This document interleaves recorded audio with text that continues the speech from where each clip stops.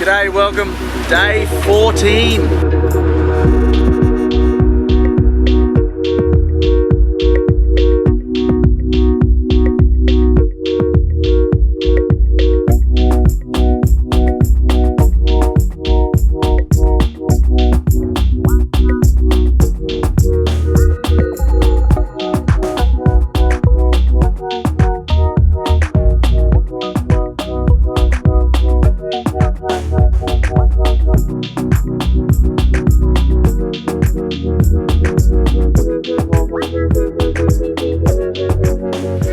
Well, we are sailing again. We have left Cato, but so much happened at Cato today.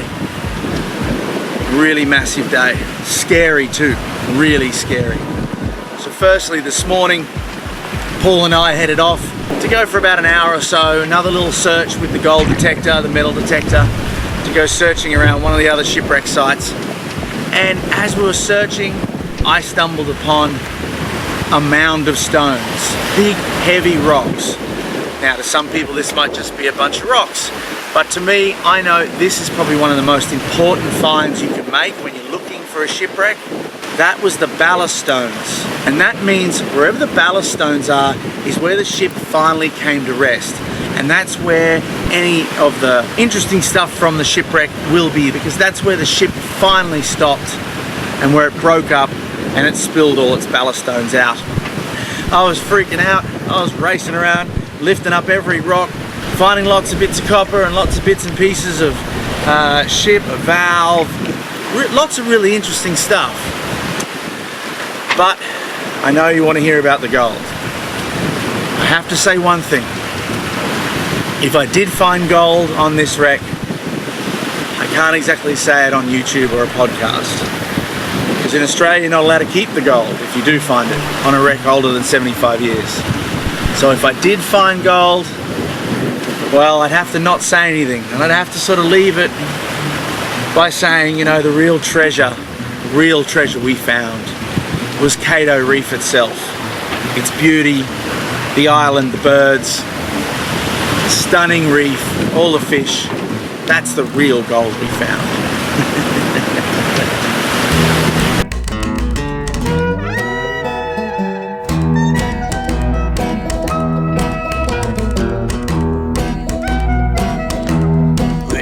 Walking home one day, and what did I see?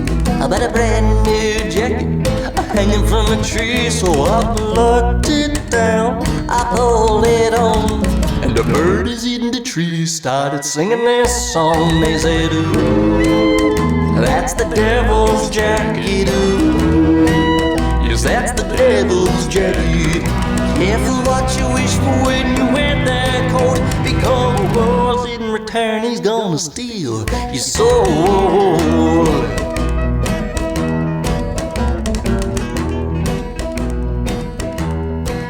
Now when the gals look at me, they thought it.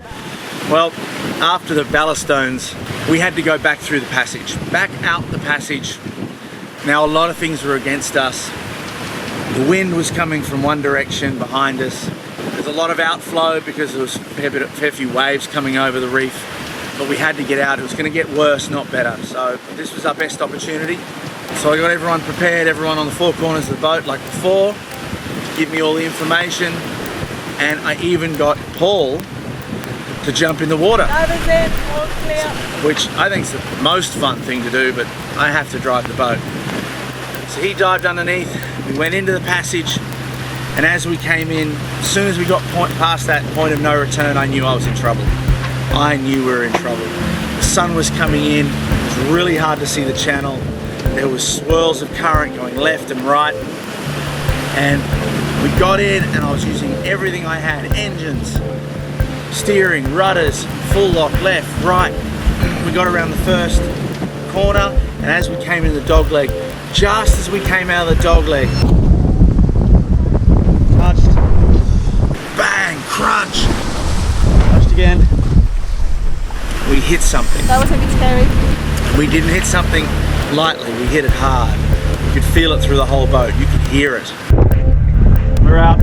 You're going over a bumpy right now, you're going to get into a sandy patch just after. that scared the hell out of me. We went throughout the end of the passage, but I knew we had really hit something. The keel, the hull, the rudder. Just as a wave lifted us up, we came down. I'm shaking, just totally shaking now. I was that close to disaster. I got Paul to have a quick look.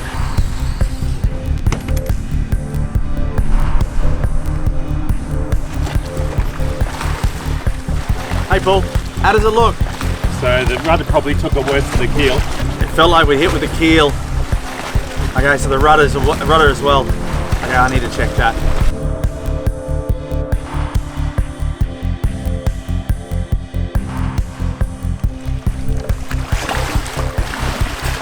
Well, the rudder copped most of the impact. There's scratches and dings out of it, but it's really superficial damage. The rudder really copped a sort of a glancing blow, and the keel got off pretty much scot-free. The keel's just kind of gone bang and landed on top of the coral and not really done any damage. We dodged a bullet. We'll sail to see another day.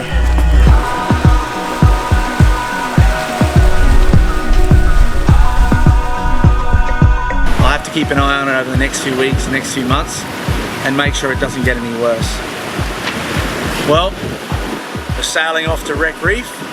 There's a couple of really famous shipwrecks on Wreck Reef, the Cato and the Porpoise of Matthew Flinders, and if the wind stays the way it is, we'll get there just after sunrise. This is the Barefoot Captain signing off. Can't wait to talk to you tomorrow. Have a lovely day.